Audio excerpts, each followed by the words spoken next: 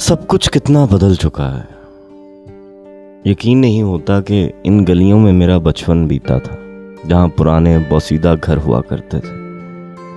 आज कई मंजिला इमारतों ने उनकी जगह ले ली है, लेकिन उस मोहल्ले की गलियां आज भी इतनी तंग हैं। इसी वजह से मैंने अपनी गाड़ी मोहल्ले की मेन गली में पार्क की और तंग रस्तों से गुजरता उस गली में दाखिल हुआ जहां सालों पहले मेरा घर था। आज भी उस गली में वैसा ही बच्चों का शोर था। कहीं से आती ख़वातीन की वही मानूस सी आवाज़ें उस शोर में इजाफा कर रही थीं। बावर्ची खाने से उठती खानों की वही खुशबू मुझे मेरा बचपन याद दिला रही थी। मैं चलते चलते एक 4 मंजिला इमारत के सामने रुका, जिसके ग्राउंड फ्लोर पर 2 दुकानें थीं और दुकानों के बाईं जानिब एक सीढ़ी थी जो ऊपरी मनाजिल को रास्ता मुहैया कर रही थी। 15 साल कबल बिल्कुल इसी जगह 2 कमरों और एक छोटे से सहन पर मुश्तमिल हमारा घर हुआ करता था। अब्बा जी की ख्वाहिश थी कि मैं डॉक्टर बनूं।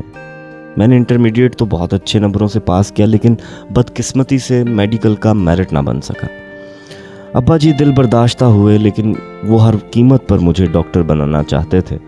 किसी ने उन्हें मशवरा दिया कि अगर वो मुझे बाहर भेज दें तो वहाँ के किसी मेडिकल कॉलेज में मेरा दाखिला हो सकता है। प्राइमरी स्कूल के एक आम से उस्ताद के पास मुझे बाहर भेजने के लिए रकम कहाँ से आती। काफ़ी सोचो विचार के बाद उन्होंने घर फरोख्त कर दिया। आसपास के लोगों और रिश्तेदारों ने बड़ा समझाया कि घर मत बेचो, पर अब्बा जी ने किसी की ना सुनी और सबको यही कहा कि जिस दिन मेरा बेटा डॉक्टर बन के इस काबिल हुआ तो फिर से ये घर खरीदेगा। घर बिकने के बाद हमें ये मोहल्ला छोड़ना पड़ा। मैं बाहर चला गया और मेरे वालिदैन इस इलाके से दूर एक किराए के मकान में रहने लगे। अब्बा जी के घर वापस खरीदने वाली बात मेरे दिलो दिमाग में नक्श हो गई थी। आज मैं इस काबिल हो चुका था कि वापस ये जगह खरीद सकूं। मैंने ये जगह तो ढूंढ ली, पर यह पता करना ज़रूरी था कि अब ये किसकी मलकियत है। दूर गली के नुक्कड़ पर मुझे चंद दुकानें दिखाई दीं तो मैं उस तरफ चल पड़ा ताकि किसी से इस जगह की मलकियत के बारे में दरियाफ्त कर सकूं। जब मैं वहां पहुंचा तो सबसे पहली दुकान के शीशे की दीवार पर लिखी इबारत ने मुझे रुकने पर मजबूर कर दिया। शानो टेलर्स, मर्दाना और जनाना लिबास के माहिर। अर्जेंट सर्विस, सिर्फ 2 घंटे में सूट तैयार। एक बार ज़रूर तशरीफ़ लाएं। एक लम्हा कबल मैं बचपन की जिन यादों से ख़ुद को खींच लाया था, फिर से उन्हीं यादों में डूबने लगा। अम्मी शानो ने मुझे फिर से मारा। ये देखें, मेरी आंख पे इसने किस कस के मुक्का मारा है। मैं रोता हुआ अम्मी से शानो की शिकायत करने लगा।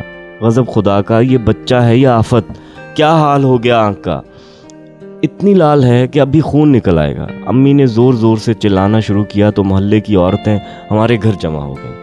अब्बा जी भी आ गए और देखते ही देखते गली में हंगामा बरपा हुआ।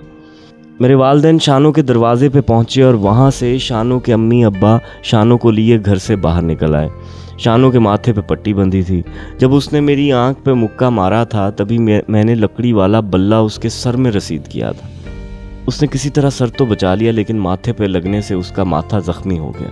मेरी माँ और शानो की माँ के बीच घुमसान की जंग हुई, लेकिन हम दोनों के वालिद इस मामले को सुलझाने की कोशिश करते रहे, पर बीवियों के सामने उनकी एक ना चली।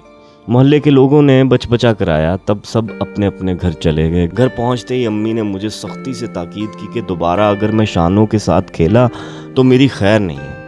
और इतना ही नहीं, स्कूल में भी उसके और मेरे साथ उठने बैठने और बात करने पे पाबंदी लगा दी गई। शानो के साथ मेरी पहले भी कई बार लड़ाई हुई थी, लेकिन इस बार मामला ज़्यादा ही ख़राब हो गया। वो मेरा बचपन का दोस्त था, या यूं कहूं कि वो मेरा सबसे पहला दोस्त था। हम एक स्कूल और एक ही क्लास में पढ़ते थे। हर रोज़ साथ में आना जाना, होमवर्क साथ में करना, एक ही डेस्क पर बैठना, एक दूसरे से लंच बॉक्स शेयर करना और स्कूल से वापसी पर गली में साथ ही क्रिकेट खेलना, यही रोज़ का मामूल हुआ करता था। पर इस लड़ाई के बाद मैं अकेला स्कूल जाता था। शानो से बातचीत बंद थी, वो भी मुझे लिफ्ट नहीं करा रहा था।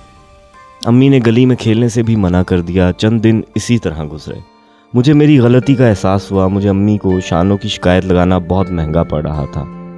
वो तो मेरा इकलौता दोस्त था। अब उसके बगैर सब कुछ अधूरा अधूरा सा था।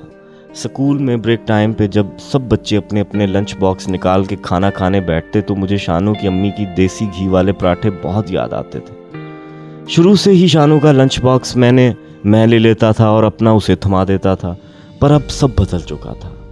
एक दिन क्लास में टीचर ने बताया कि एक मुसलमान अगर 3 दिन तक दूसरे मुसलमान से बातचीत ना करे तो अल्लाह पाक उससे नाराज़ हो जाते हैं। ये बात मेरे दिल को लगी और अगले दिन मैं शानू के पास जाके बैठ गया और उससे बातचीत शुरू की। पहले तो उसने मुझे नज़रअंदाज किया, लेकिन थोड़ी ही देर में हम दोनों एक दूसरे को देख के मुस्कुराए। हमारी सुलह तो हो गई, लेकिन हमने ये फ़ैसला किया कि इस सुलह के बारे में अपने वालिदैन से बिल्कुल जिक्र नहीं करेंगे। और फिर से हम दोनों स्कूल में उसी तरह साथ रहते। फिर से उसके लंच बॉक्स पर मेरा कब्ज़ा होता और मेरा खाना उसे खाना पड़ता। शाम में क्रिकेट खेलने के लिए अपने वालिदैन से छुप के हम दूसरे मोहल्ले में जाया करते थे। शानू अक्सर मुझसे इस बात का गिला करता था कि मेरी वजह से उसके माथे पे निशान पड़ गया जो कभी नहीं मिटेगा।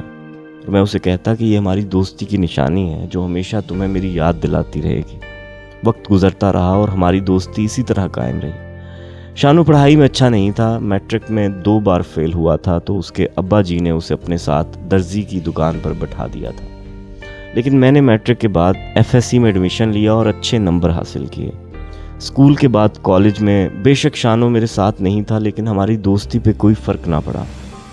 मैं कॉलेज से वापस आकर हर रोज़ शानू की दुकान पर चला जाता और फिर हम मिल के क्रिकेट खेलने निकल जाते थे। फिर एक दिन ऐसा आया जब हमें ये मोहल्ला छोड़ना पड़ा। वो पल मेरे लिए बहुत तकलीफ दे थे।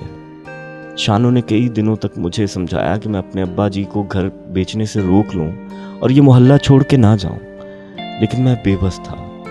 आखिरी दिनों में शानू ने मुझसे मिलना छोड़ दिया। मैं उससे लापरवाह होकर अब्बा जी के साथ घर शिफ्ट करने और बाहर जाने की तैयारियों में लगा रहा। आखिरी दिन जब गाड़ी पे सामान लाद के हम मोहल्ले से रुखसत हो रहे थे तो सब लोग हमसे मिलने आए, लेकिन शानू नहीं आया।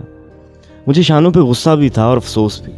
अब्बा जी ने मुझे कहा कि अगर वो नहीं आया तो मुझे उसके पास जाना चाहिए। मैं उसके घर पहुंचा तो वो सहन में चारपाई पे लेटा था। उसके चेहरे का रंग जर्द था। मुझे देख के वो उठ बैठा। शानू की अम्मी ने मुझे बताया कि वो पिछले कई दिन से बुखार में मुब्तला है, चलने फिरने से कासिर है। मैंने शानू से अलविदा कहा तो वो मुझसे लिपट गया। मेरा दिल भर आया। हम दोनों एक दूसरे के गले में बाहें डाले बच्चों की तरह रोने लगे। हमें रुखसत करने मोहल्ले के जो लोग गली में जमा थे सब शानू के घर आ गए और हम दोनों की ऐसी हालत देखकर सभी आबदीदा थे। देर हो रही थी, इसलिए मुझे उसे खुद से अलग करना पड़ा। मैंने उससे वादा किया कि बाहर जाने से पहले मैं उससे मिलने ज़रूर आऊँगा। वो मोहल्ला छोड़ने के 1 हफ्ते बाद ही मेरी बाहर की फ़्लाइट थी। सब कुछ इतना जल्दी हुआ कि मुझे शानू से दोबारा मिलने का मौका ही ना मिल पाया। आज 15 साल बाद भी शानू से मिलने का वादा अधूरा रह गया था। गुजरते वक्त की आंधियों ने मुझे ऐसा घेरा कि याद ही नहीं रहा कि मैं गली के बीचों बीच खड़ा था। पास से गुजरती मोटरसाइकिल के हॉर्न ने मुझे मेरे बचपन के ख्वाब से बेदार किया। मेरे दिल में कई सवालों ने जन्म लिया। मैं इस दुकान के अंदर जाऊं या ऐसे ही नज़रें चुराए फिर से लौट जाऊं। ये भी ख्याल आया कि हो सकता है वो मुझे पहचान ही ना सके। मैंने दिल ही दिल में ये फैसला किया कि अब वक्त मुझे यहाँ तक ले ही आया है तो इसका सामना करना ही पड़ेगा। मैं आगे बढ़ा, शीशे का दरवाज़ा खोल के अंदर दाखिल हुआ। सामने एक सेहतमंद सा आदमी जिसके बाल काफ़ी लंबे थे, मुंह में पान चबाता, सिलाई मशीन पे झुका हुआ था। मेरे खंकारने पे उसने सर ऊपर उठाया। मेरी दोस्ती की वो निशानी जो मैंने उसकी पेशानी पे रकम की थी वो अब भी मौजूद थी। मेरा गला इतना खुश्क हो गया कि कोई लफ्ज़ बाहर आने को तैयार ना था। मैंने अपनी नम होती आंखों को बामुश्किल संभालने की कोशिश की। वो मुझे घूरता हुआ सामने आके खड़ा हो गया। नोमी, तू यहाँ? मेरा यार? इससे पहले कि वो कुछ और कहता मैं जाके उससे लिपट गया। वो लम्हा जो हमारी जुदाई पे आके रुकसा गया था फिर से टिक टिक करने लगा। उसे गले लगाते ही मेरे सारे मसनूई रंग उतर गए। उस पल मैं ना तो कामयाब डॉक्टर था और ना ही दौलतमंद शख्स। मैं सिर्फ और सिर्फ नोमी था और वो शानू। और हम फिर से एक दूसरे के गले में बाहें डाले उसी बचपन में वापस लौट गए जहां बेलौस मोहब्बत थी और बेगर्ज दोस्ती थी।